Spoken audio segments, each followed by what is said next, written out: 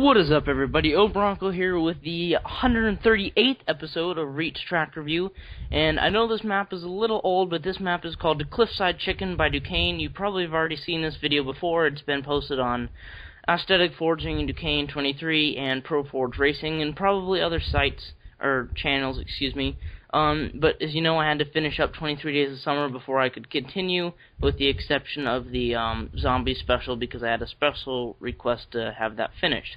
But anyways, as I said, this map is called Cliffside Chicken by Duquesne 23, and when he first posted this map, I was not in town at the time, but when he first posted it, I thought it was more of a minigame, and when I actually played it, it did have that minigame feel to it, although it was a racetrack, so I liked that aspect that this track gave.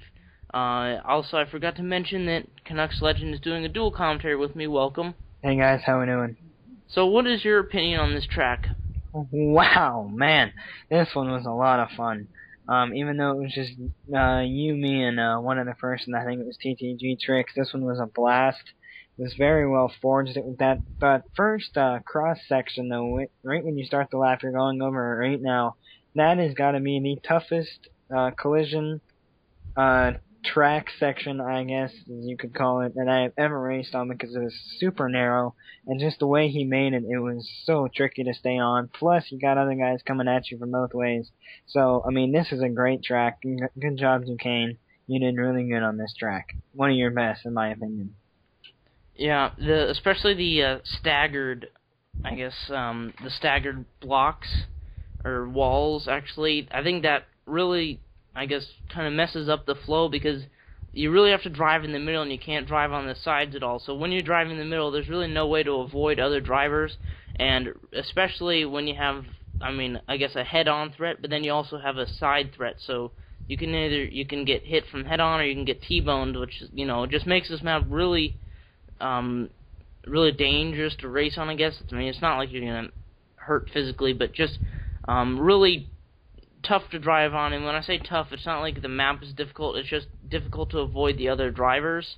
And, you know, I like that about the map, because if you know me, I like collision courses. I think they add a nice aspect to the track. I prefer them over traps, because traps, they don't think. And that's what I like about collision courses, because basically the other drivers are traps, and people can think, so, you know, they can choose to avoid you, or they can choose to purposely try and hit you. Like in the case of Exervase, he'll hit you every time he sees you. No offense, Exervase, that's just how things are. But as Canuck said before, everything is really, really well forward. I mean, it's really smooth, especially the parts that go forwards and backwards, like this jump, or this hill into a jump that I'm about to go over, and I just got thrown off the edge. And I think that's the third time I've died in that one section, because I keep getting hit off the edge. But anyways, no, I think we have 30 seconds left. But anyways, this is a really good track. I mean, as I said before, everything works really nicely. It has a lot of jumps in it that, you know, kind of spice it up a little, because just, I guess, regular tracks like double wides are a little boring. When they have jumps to it, it adds a lot of flair to it, I guess, and especially when it's a double wide, it spices things up a little. So good job, Duquesne. This just about wraps it up, so please like the video if you enjoyed it, and remember to subscribe and leave a comment with your opinion. And yeah, thank you.